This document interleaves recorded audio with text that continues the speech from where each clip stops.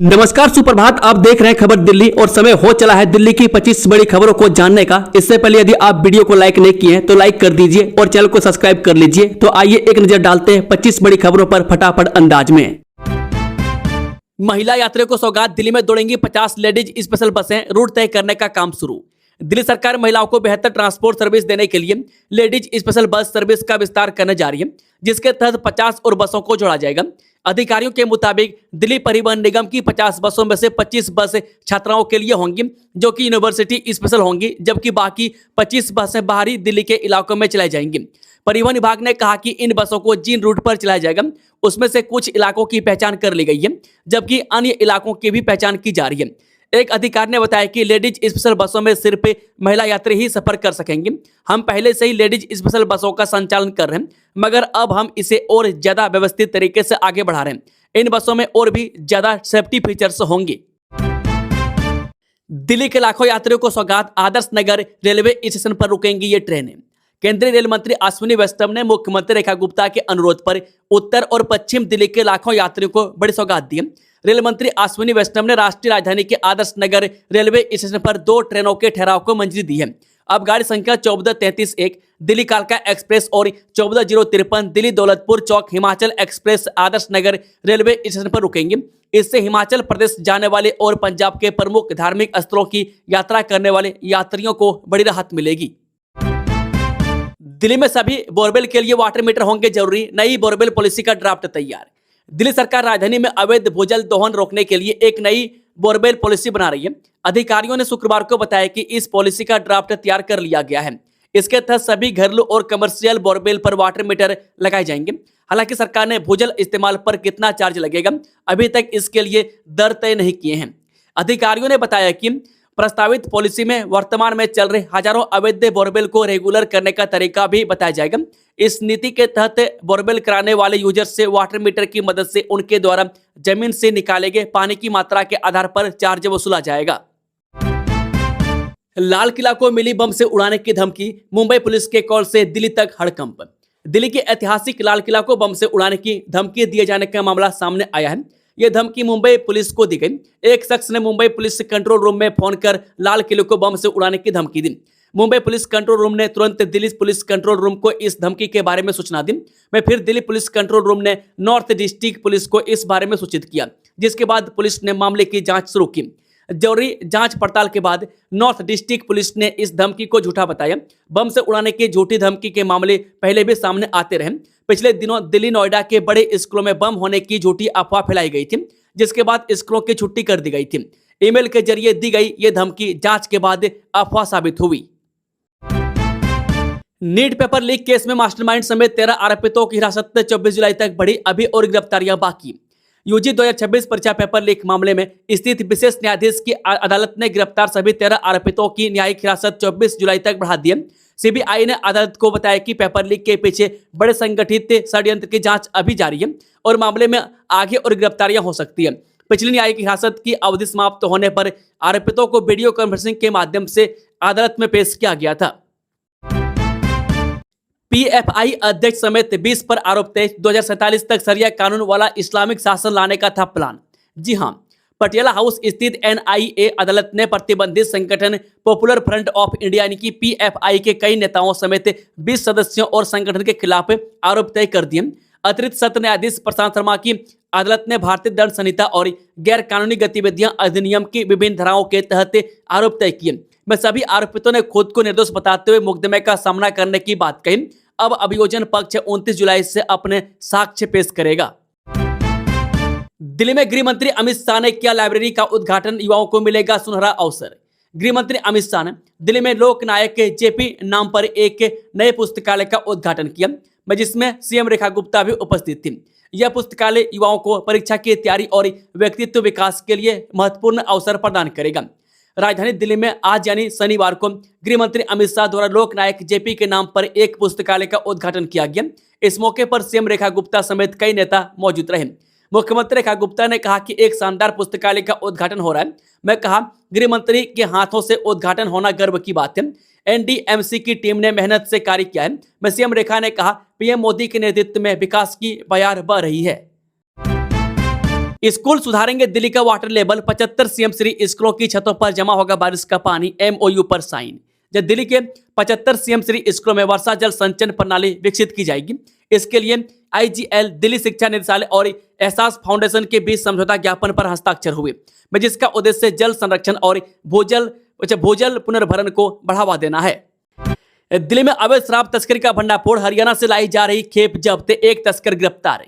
दिल्ली में दक्षिणी जिला पुलिस के स्पेशल स्टाफ ने हरियाणा से दिल्ली के बीच चल रहे अंतर्राज्यीय तस्करी नेटवर्क का भंडाफोड़ करते हुए 33 कार्टन यानी कि 1650 क्वार्टर अवैध शराब व 3 कार्टन यानी कि 144 बोतल प्रीमियम इंग्लिश शराब के साथ एक आरोपित को पकड़ा है। बरामद शराब व तस्करी में प्रयुक्त कार मारुति ऑल्टो कार जब्त कर ली गई है। दिल्ली विश्वविद्यालय में 4 वर्षीय ग्रेजुएशन के चौथे साल में बदला क्रेडिट सिस्टम, नए फैसले से क्यों नाराज हुए प्रोफेसर।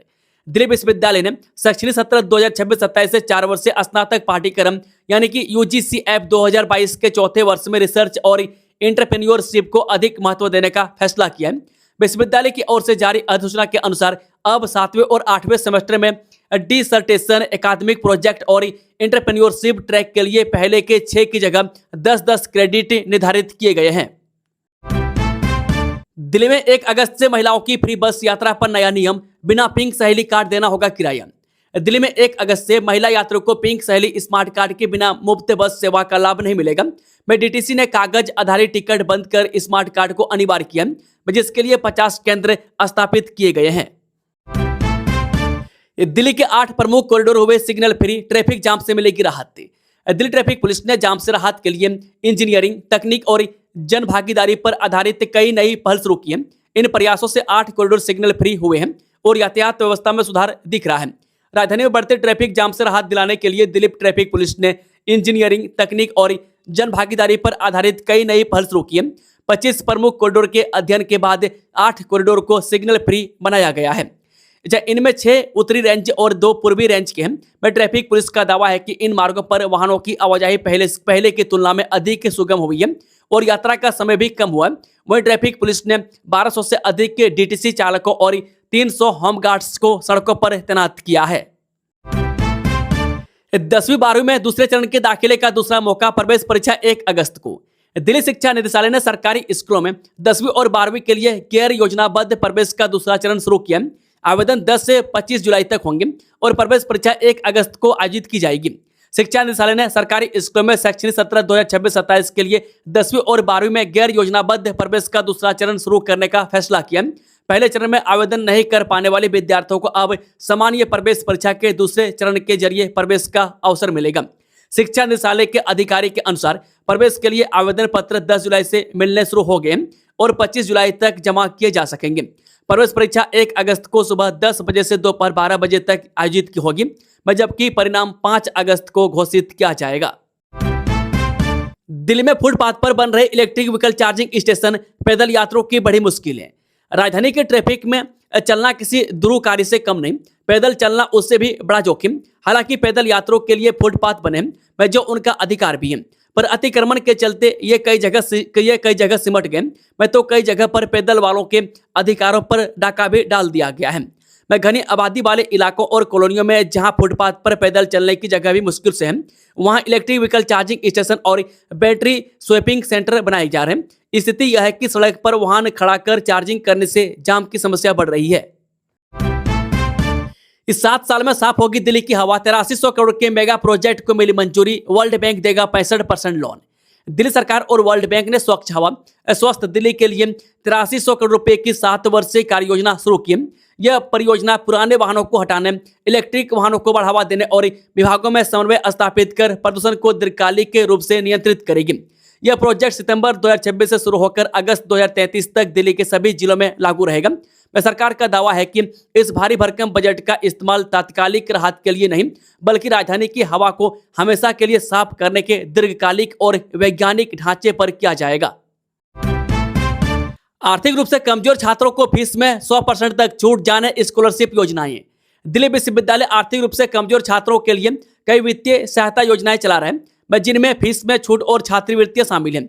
वे पात्र छात्र समय पर आवेदन कर पढ़ाई का खर्च कम कर सकते हैं, जिससे आर्थिक तंगी पढ़ाई में बाधा नहीं बनेगी।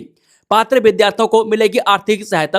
में डीयू की सबसे महत्वपूर्ण वित्तीय सहायता योजना यानी कि एफएसएस है। इस योजना के तहत विश्वविद्यालय के विभागों, केंद्र और संस्थानों में पढ़ने वाले पात्र विद्यार्थियों को आर्थिक सहायता दी जाती है। जिन छात्रों के परिवार की वार्षिक आय 4 लाख रुपये या उससे कम है, उन्हें वास्तविक की फीस या अधिकतम 15,000 रुपये तक 100% सहायता मिल सकती है। दिल्ली के भूजल में यूरेनियम की अधिकता पर एनजीटी सख्त, डीपीसीसी और दिल्ली सरकार को भेजा नोटिस। राष्ट्रीय हरित अधिकरण ने दिल्ली के भूजल में यूरेनियम की बड़ी मात्रा का स्वतः संज्ञान लेते हुए मामले का दायरा बढ़ाया। ट्रिब्यूनल ने दिल्ली प्रदूषण नियंत्रण समिति और दिल्ली सरकार के पर्यावरण विभाग को पक्षकार बनाते हुए नोटिस जारी करने का निर्देश दिया है। राष्ट्रीय हरित अधिकरण ने दिल्ली के भूजल में यूरेनियम की बड़ी मात्रा संबंधी एक रिपोर्ट का स्वतः संज्ञान लेते हुए मामले का दायरा बढ़ा दिया। ट्रिब्यूनल ने दिल्ली प्रदूषण नियंत्रण समिति और दिल्ली सरकार के पर्यावरण विभाग को मामले में पक्षकार बनाते हुए नोटिस जारी करने का निर्देश दिया है।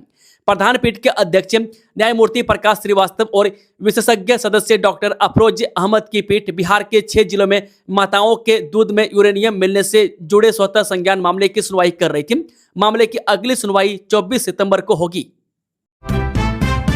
दिल्ली के 75 सीएम श्री स्कूलों में लगेगी नई रेन वाटर हार्वेस्टिंग सिस्टम, हर साल होगा 15 करोड़ लीटर जल संचयन।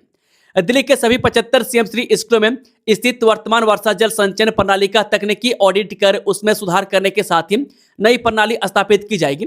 इसके परिणाम के आधार पर दिल्ली सरकार और नगर निगम के अन्य स्कूलों में भी इसे लागू किया जाएगा।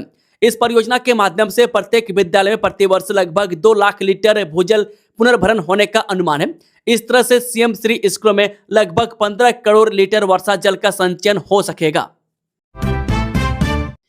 दिल्ली एनसीआर में 16 जुलाई तक बारिश पर ब्रेक, बढ़ेगा तापमान, 3 दिन की वर्षा ने बनाया रिकॉर्ड।